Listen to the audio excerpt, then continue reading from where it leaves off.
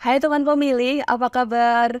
Semoga dalam keadaan sehat terus ya. Terima kasih sudah mengikuti podcast KPU Provinsi Jawa Tengah melalui kanal YouTube KPU Provinsi Jawa Tengah dan ikuti terus perkembangan tahapan pemilu melalui media sosial KPU Provinsi Jawa Tengah. Teman pemilih, untuk podcast KPU Jateng kali ini kita sudah hadirkan tamu yang kita nantikan kehadirannya di podcast KPU Jateng. Dan tentunya tamu ini sangat spesial untuk kita terima informasi maupun ilmunya. Langsung saja kita temuin beliau. Beliau merupakan salah satu pimpinan lembaga di Provinsi Jawa Tengah. Dan beliau adalah Bapak Indra Asoka Mahendra Yana. Beliau adalah Ketua Komisi Informasi Provinsi Jawa Tengah. Selamat datang Bapak di podcast KPU Jateng. Terima kasih atas kehadirannya. Apa kabarnya nih Bapak? Alhamdulillah baik Mbak Nunung, terima kasih sudah diundang di podcast KPU Jawa Tengah. Di tengah kesibukan Bapak yang cukup padat nih Pak.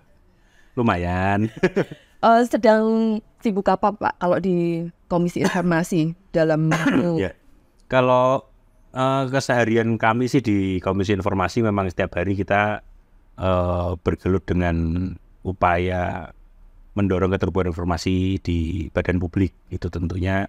Kemudian juga ada persidangan tentang sengketa informasi publik ya, yang tentunya salah satu tupoksi kami yaitu adalah memeriksa, kemudian juga menyidangkan dan memutus perkara sengketa informasi.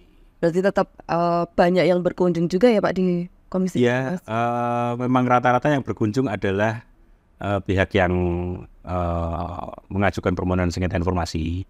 Kemudian juga ada masyarakat umum yang memang mungkin ada kebutuhan tentang studi atau apa, tentang studinya ke Komisi Informasi. Oh, tidak hanya yang bermasalah aja dong Pak yang datang ke Komisi Informasi. Tidak, tentunya badan publik pun juga yang ingin berkonsultasi tentang standar layanan informasi publik yang baik, tentunya itu juga menjadi tamu kami setiap harinya. Jadi kalau misalnya pun sebagai contoh, KPU penyelenggara pemilu seperti KPU Bawaslu kalau misalnya ingin bertanya-tanya tentang standar layanan informasi publiknya seperti apa, betul, monggo bisa kontak-kontak kami di Komisi Informasi. Tapi saya nih nggak merasa menghadapi Ketua Komisi Informasi Provinsi Jawa Tengah. Saya merasa menghadapi berhadapan dengan atlet yang kayaknya tinggi besar, sosok yang tinggi besar kayak gitu. Memang hobi ya Pak olahraga. Ya. Kebetulan hobi olahraga dari sejak benar-benar sih ya. Sejak zaman kanak-kanak muda kali ya. Masih muda tentunya. Bapak kalau terkait dengan informasi apa yang diampu oleh Komisi Informasi, sebenarnya informasi yang terbuka dan atau layanan yang terbuka itu yang seperti apa sih Bapak? Ya, kalau menurut kan amanat undang-undang kami adalah menjalankan Undang-Undang Nomor 14 Tahun 2008 tentang Keterbukaan Informasi Publik. Artinya di sini setiap badan publik yang sumber dananya atau anggarannya itu berasal dari APBN maupun APBD itu disebut badan publik dan memiliki kewajiban untuk bisa menginformasikan segala sesuatunya tentang badan publik tersebut kepada khalayak ramai atau masyarakat. Jadi di sini informasi yang terbuka tentunya informasi yang memang sudah sepatutnya memang masyarakat umum mengetahuinya. Jadi biasanya sih memang terkait dengan secara umum misalnya mungkin struktur organisasi, kemudian program kerja, kemudian laporan keuangan, anggaran, ya, kemudian pengadaan barang dan jasa yang lagi ramai saat ini kan banyak kasus-kasus korupsi yang memang berasal dari sebenarnya informasi yang seharusnya terbuka. Nah, terbentuknya Komisi Informasi sendiri pun semangatnya yaitu tadi kita sebagai barrier awal ya, atau mungkin pencegahan awal bagaimana kita bisa menanggulangi tindak pidana korupsi di lingkungan badan publik. Dengan keterbukaan itu harapannya terbuka dari semua sisi begitu ya, tidak hanya prosesnya saja tapi hasilnya begitu. Lebih ke output ya, artinya di sini bahwa kita kan anggaran ini kan bertanggung jawab kepada masyarakat umum, pada rakyat ya. Tentunya di sini masyarakat pengen tahu nih apa sih yang udah dilaksanakan oleh badan publik. Contohnya misalnya kalau kita bicara tentang anggaran pemilu itu kan pasti KPU penggunaannya seperti apa, kemudian program-program apa saja yang sudah dianggarkan, dan itu memang bukti penggunaan anggarannya itu sudah transparan atau itu lewat kanal-kanal informasi yang ada di masyarakat. Kalau saat ini ya paling mudah lewat website, kemudian lewat media sosial ya. Artinya itu sarana yang mudah dan murah masyarakat bisa mengakses tentang layanan informasi publik. Apakah itu hanya untuk lembaga pemerintahan saja, Pak? Apakah swasta juga termasuk dalam badan publik yang diawasi oleh Komisi Informasi begitu? Nah, kalau untuk badan publik sebenarnya swasta pun kalau memang misalnya memang dia ini badan ini mendapat anggaran atau mendapatkan kucuran anggaran dari APBN maupun APBD itu bisa dikualifikasikan sebagai badan publik, walaupun sebenarnya secara yang sudah berjalan saat ini rata-rata sih kita memang melayani badan publik saja. Untuk swasta kan jarang, biasanya kan CSR seperti itu saja sih. Tapi kalau secara umum ya rata-rata yang diminta informasi adalah yang badan publik yang memang full pure dibiayai oleh APBN maupun APBD. Oh, termasuk KPU ya, Pak? Termasuk KPU. Udah jelas dong ya. Pasti. Udah jelas meskipun ya karena KPU mempunyai banyak data itu, ataukah KPU sebagai lembaga pelayanan begitu, Pak? Sebenarnya kalau kita melihat secara helikopter view, memang kalau KPU memang yang pertama pasti lembaga yang memang penyelenggara pemilu ya. Artinya di situ secara luas memang KPU ya jelas anggarannya dari pemerintah. Ya sumber dana pemerintah ya dari penerimaan pajak, penerimaan devisa dan lain sebagainya, yang APBN maupun APBD. Ini tentunya menjadi sorotan masyarakat nih. Apa nih yang udah dilakukan oleh KPU? Kemudian misalnya contoh sosialisasi. Mungkin kemarin ada kegiatan kirap ya, Pak ya? Iya. Ada kirap. Nah, kemudian kemarin ada pengumuman DPT yang ada di media massa. Iya. Nah, itu kan sumber anggarannya pasti dari negara ya. Nah, itu kan butuh diketahui secara transparan oleh masyarakat. Jadi sebenarnya memang kami dari Komisi Informasi selalu mendorong bahwa dan berpartner ya, bermitra dengan lembaga penyelenggara pemilu ya. Memang tujuannya kalau misalnya nanti ke depan ada dalam menghadapi tahun politik ini ada sengketa informasi yang terkait dengan pemilu, kami dari Komisi Informasi berkomitmen untuk bisa membantu menuntaskannya dengan secepat mungkin. Karena memang sudah diatur sih di kami di Peraturan Komisi Informasi nomor 1 tahun 2019 itu bahkan sudah dibuat, Mbak. Itu tentang standar layanan informasi dan prosedur penyelesaian sengketa informasi pemilu dan pemilihan. Nah, mungkin standarnya ini bisa dijelaskan Bapak secara ini aja, secara global saja mungkin. Ya, kalau secara global sih memang ada beberapa yang memang harus sampaikan kepada masyarakat. Yang jelas di sini seperti tahapan program, kemudian tahapan pemilu, kemudian program, kemudian jadwal. Terkait jadwal penyelenggaraan pemilu saat ini sudah masuk ke tahap apa, itu kan harus diinformasikan. Kemudian hasil dari tahapan-tahapan tersebut itu seperti apa, ya itu tetap harus diinformasikan. Saya lihat memang saya sebagai pengguna medsos memang sudah melihat KPU Provinsi Jawa Tengah, kita sangat apresiasi ya dengan kanal informasi yang begitu banyaknya, mulai dari Instagram, kemudian ada Facebook, ada YouTube juga ya. Podcast ini kan juga disiarkan di YouTube tentunya. Dan ada TikTok juga ya, Mbak ya? Ada.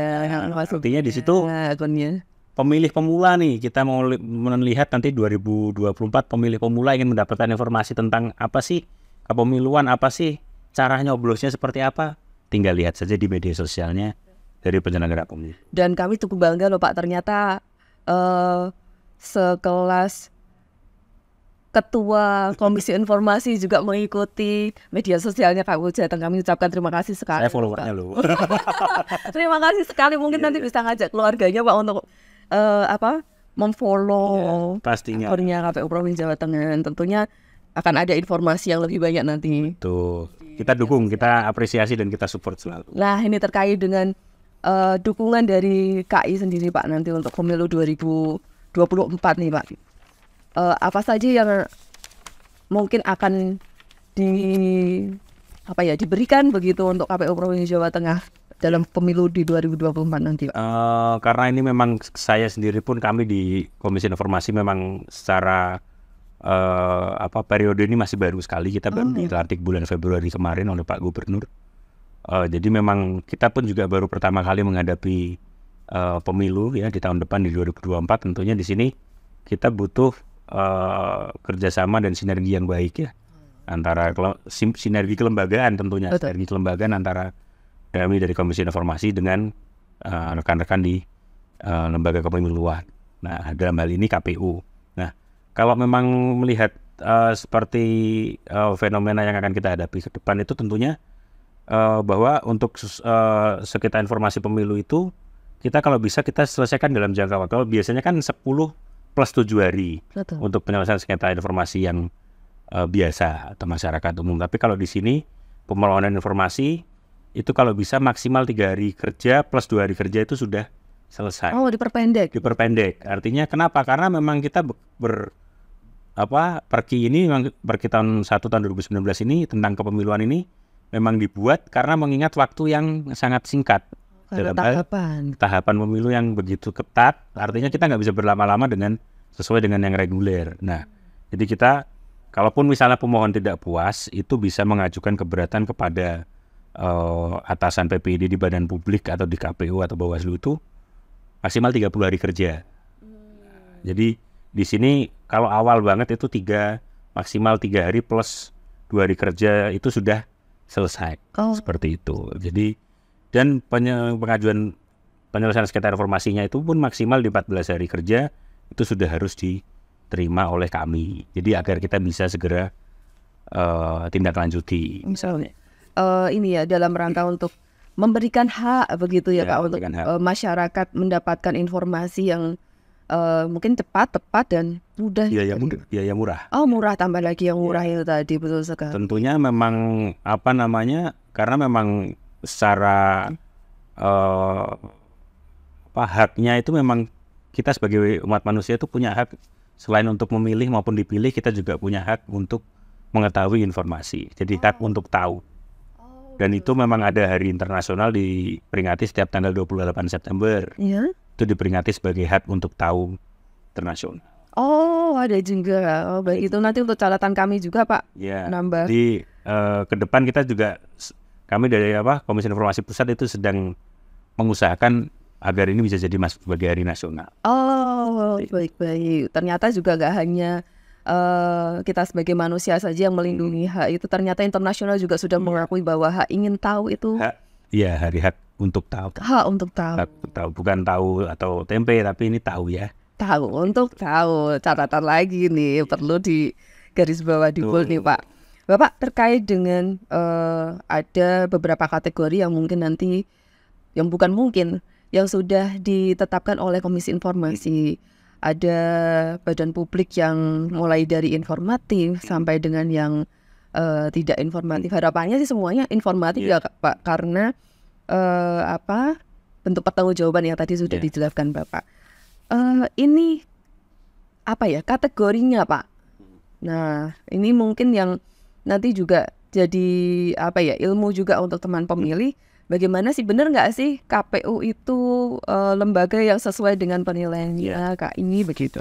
Nah, memang kalau secara fungsi juga kami juga mengadakan monitoring dan evaluasi badan publik setiap tahunnya, dan itu memang setiap akhir tahun kita akan melaksanakan yang namanya KIP Awards. Itu di tingkat Provinsi Jawa Tengah untuk badan publik, dan saat ini kita sedang tahapan yang kedua, yaitu kemarin yang pertama tentang media sosial dan website pemeriksaannya, kemudian yang sekarang sedang dalam jangka waktu SIQ atau Self Assessment Questionnaire. Artinya badan publik mengisi aplikasi yang dari Komisi Informasi Pusat, kemudian mengisi sendiri tentang standar layanan apa yang mereka miliki. Nah, dengan adanya Monas seperti itu, kita bakal tahu nih kira-kira badan publik seperti ini misalnya sudah patuh atau belum nih tentang bagaimana dia mengelola keterbukaan informasi publik yang ada di badannya masing-masing atau di lembaganya masing-masing. Kemudian untuk teman-teman yang ada di luar sana mungkin sebutannya apa ya, sobat teman pemilih Bapak. Teman pemilih ya. Betul. Teman pemilih itu memang kalau misalnya berdasarkan pasal 6/1 tahun 2019 itu ada beberapa informasi yang berkala yang wajib disampaikan pada halayak ramai. Misalnya tadi yang berkaitan tentang tahapan, kemudian jadwal, kemudian syarat pencalonan misalnya untuk dipilih maupun memilih, kemudian mungkin wakil-wakil rakyatnya apakah sudah memilih sudah sesuai dengan persyaratan yang ada, itu masuk dalam informasi berkala ya. Kemudian informasi yang tersedia setiap saat ini tentang biasanya tentang undang-undang kepemiluan. Ya, kemudian ini masuknya ke pasal 7 kalau misalnya informasi tersedia setiap saat, mungkin bisa di-browsing nanti silakan kalau pengen tahu. Kemudian tentang peraturan keputusan kebijakan. Nah, kemudian selanjutnya ada informasi serta-merta. Ini ada di pasal 8. Nah, ini kita bicara tentang undang-undang. Biasanya yang berkaitan tentang serta-merta ini misalnya terjadi gangguan pada saat proses, ya kita doakan yang terbaik. Misalnya ada gangguan keamanan, itu masuk dalam informasi serta-merta. Artinya pada saat itu juga KPU wajib mengumumkan kepada publik, oh ada gangguan keamanan di sini, di TPS ini, itu harus segera diumumkan. Nah, kemudian tentunya di sini untuk mengurangi dampak-dampak agar pemilu ini tidak terganggu dan kita bisa setiap masyarakat memiliki hak pilih yang tentunya bisa dilaksanakan pada saat besok nih, tanggal 14 Februari 2024. Seperti itu. Terkait dengan, karena kan ada beberapa jenis informasi yang sudah dikategorikan begitu. Mungkin bagi teman pemilih itu masih asing ya Bapak. Cuman untuk badan publik ini kan juga harusnya dan sudah dengan sendirinya. Betul. Untuk bisa belajar, untuk bisa mengetahui apa-apa informasi yang memang terklasifikasi tadi. Seperti itu. Baik. Kemudian terkait dengan informasi-informasi yang tadi sudah dikategorikan, ketika ada teman pemilih gitu merasa tidak puas dengan data yang sudah diberikan oleh KPU, semoga saja sih enggak ya Pak harapannya. Kita tuh nggak mau ya ada teman pemilih yang kecewa dengan layanan kita atau data yang kita sajikan begitu. Apa sih yang bisa dilakukan oleh teman pemilih begitu Pak? Jadi kalau misalnya terkait dengan permohonan informasi tentang pemilu, biasanya rata-rata kalau misalnya yang datang itu masyarakat, misalnya sebagai mahasiswa, saya misalnya anak kuliahan yang ternyata tugas akhir saya terkait dengan kepemiluan. Kita mohon data tentang pemilu tahun 2019, misalnya tentang DPT di Kota Semarang atau di Provinsi Jawa Tengah tahun 2019. Itu kan masuk dalam informasi yang tersedia setiap saat. Nah, itu memang sudah seharusnya dari pihak PPID yang ada di KPU Provinsi Jawa Tengah itu memberikan data. Nah, kalaupun sampai tentunya ini berdasarkan prosedur.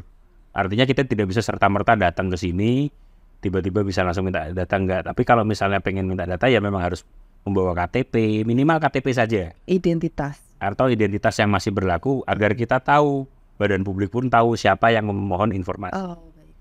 Jadi tujuannya tidak lain ya memang memudahkan. Selain itu juga biayanya murah. Kalau pengen ternyata dari misalnya masyarakat yang belum tahu websitenya, KPU ternyata sudah diupload di website. Betul. Nah itu bisa menanyakan, sebelah mana ya saya bisa dapatkan informasi ini. Betul. Terkait dengan sekarang kan informasi itu tidak harus didapat dengan datang langsung ke lembaga publik ya Pak. Sekarang sudah banyak media-media, digitalisasi data begitu. Bagaimana ini KI untuk mengawasi begitu atau memonitor terhadap data-data yang dikeluarkan oleh badan publik nih Pak? Nah, kalau untuk pengecekannya kita melalui mekanisme tadi, melalui Monef. Ya, jadi kita ada tahap 1 Monef, yaitu pengecekan terhadap media sosial dan website. Official website lah ya, yang memang resmi. Dan itu nanti kita akan cek apakah sudah terupload sesuai dengan Perki tentang peraturan Komisi Informasi tentang monitoring dan evaluasi.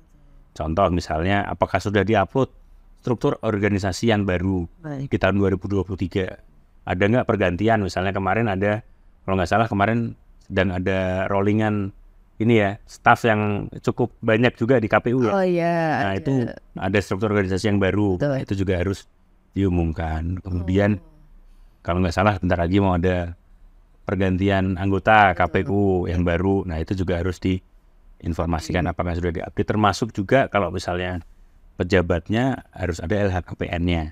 Oh betul. Nah, LHKPN yang sudah diperbarui.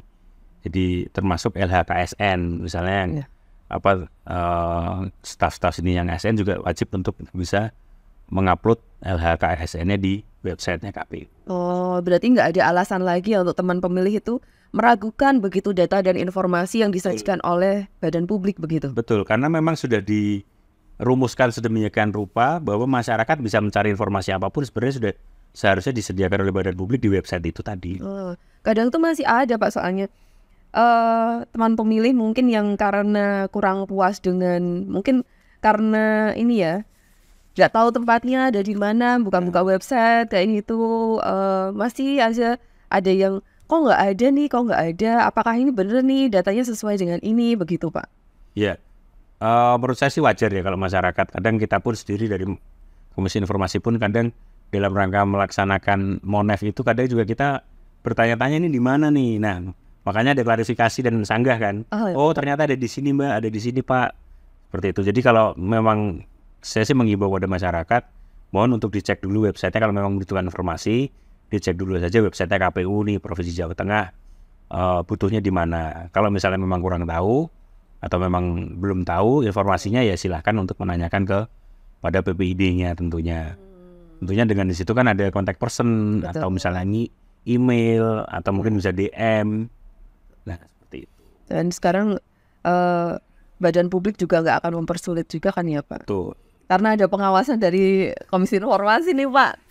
Ya. Bukan merasa diawasi Pak, cuman kami itu merasa terbantu aja, ada yang mengingatkan kami begitu. Kita sih sifatnya ngilingki. Nah betul.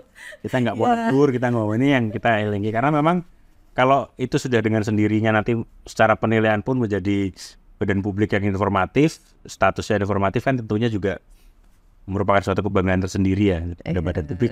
Oh gila, aku terbuka. Ya, sesuai dengan regulasi yang sudah. Iya, tentunya sudah sesuai dengan undang-undang ya. Betul sekali. Bapak untuk di 2024, pemilu di 2024 yang tentunya karena ada pemilu dan pilkada nih. Saran dari Komisi Informasi untuk penyelenggara pemilu khususnya begitu. Ya. Apa saja nih Pak? Saran sih sebenarnya yang penting KPU sebagai lembaga penyelenggara pemilu tentunya kita harapkan untuk selalu transparan dan terbuka tentang bagaimana mengawal pesta demokrasi ini. Karena kalau sudah terbuka, sudah transparan, ya tentunya jangan takut nih kalau misalnya ada masyarakat yang memang meminta informasi kepada KPU sebagai penyelenggara pemilu. Jadi harapannya juga komunikasinya juga lebih baik lagi tentunya dengan kanal-kanal media sosial yang sudah ada, kita pacu terus lah seperti itu. Jadi biar nanti ke depan, benar-benar di tahun depan, tahun politik, ya banyak menganggap orang takut segala macam, kita buat bahwa lembaga penyelenggara pemilu itu fun, bisa lebih cedak, kalau orang Jawa bilang cedak kepada masyarakat, artinya kalau misalnya saya pemilih luar kota kan kadang-kadang pertanyaannya kayak gitu-gitu ya. Saya kerja di Semarang, teman KTP saya tuh di provinsi lain. Iki caranya piye kan? Nah, itu banyak yang mesti ditanyakan juga. Banyak ditanyakan ya. Saya juga menghimbau pada masyarakat. Betul. Tolong cek dan dicek dulu bahwa sebenarnya informasi itu sebenarnya sudah disediakan oleh badan publik. Cuman kadang masyarakat ini ya mohon maaf gak sabar, pengennya cepat, pengennya yang dibales ya. Teman kan kita ada prosedurnya. Betul. Jadi jangan khawatir, KPU sudah berkomitmen untuk menjadi badan publik, lembaga penyelenggara pemilu yang transparan dan terbuka, dengan terbukti dengan segala sesuatunya sudah ada di website ataupun media sosial. Jadi jangan khawatir, tahun depan 2024 kita bisa melaksanakan pesta demokrasi ini dengan lebih fun, lebih happy gitu ya. Tidak ada ketakutan, tidak ada perpecahan kayak yang dulu-dulu. Nah, harapan kami sih seperti itu. Betul sekali. Tadi udah harapan untuk penyelenggara pemilu nih Pak. Harapan untuk masyarakat atau teman pemilih yang sudah selalu mengikuti menggunakan informasi dari KPU nih Pak. Mungkin ada saran dari Bapak. Teman pemilih jangan khawatir, segala informasinya pasti sudah dicoba untuk diinformasikan. Kalaupun nanti misalnya ada yang kurang-kurang, harap bisa menghubungi kanal-kanal media sosial ataupun kanal-kanal media informasi yang memang sudah disediakan. Jadi jangan khawatir itu tidak dibalas. Artinya di sini KPU Provinsi Jawa Tengah sudah siap untuk melayani masyarakat. Betul. Kalaupun memang dari teman pemilih ada informasi yang memang dibutuhkan untuk terkaitannya dalam hak memilih maupun dipilih di pemilu 2024. Betul Bapak. KPU Jawa Tengah siap untuk melaksanakan pemilu 2024. KPU melayani. Tentu. Karena integritas kami harus 24 jam. 24 jam. Iya. Untuk mewujudkan pemilu sebagai sarana integrasi bangsa, Bapak. Mantap. KPU melayani. Saya selalu KPU melayani. Iya. Dan jangan lupa 14 Februari Bapak juga harus siap hadir di TPS untuk memberikan hak pilihnya. Pastinya nanti kita upload kalau sudah nyoblos. Jangan pas nyoblos jangan diupload loh ya. Pas sudah selesai kita biasanya kan tinta ya. Iya, ada tinta Bapak. Ya nanti kami pantau media sosialnya Bapak juga deh. Bapak terima kasih sekali sudah berkenan hadir di podcast KPU Jateng. Terima kasih. Semoga nanti di lain kesempatan juga berkenan hadir kembali memberikan update informasi untuk teman pemilih dan tentunya informasi yang penting untuk masyarakat. Siap, kita selalu siap support KPU dan lembaga kepemiluan yang lain untuk bisa melaksanakan pemilu 2024 lebih baik lagi. Terima kasih sekali Bapak. Sami-sami. Teman pemilih, demikian tadi bincang-bincang kita bersama dengan Bapak Indra Asoka Mahendrayana, beliau Ketua Komisi Informasi Provinsi Jawa Tengah. Terima kasih sudah mengikuti media sosial KPU Provinsi Jawa Tengah dan ikuti terus perkembangan tahapan pemilu 2024 melalui media sosial KPU Provinsi Jawa Tengah. Podcast KPU Jateng terdepan bersuara kepemiluan.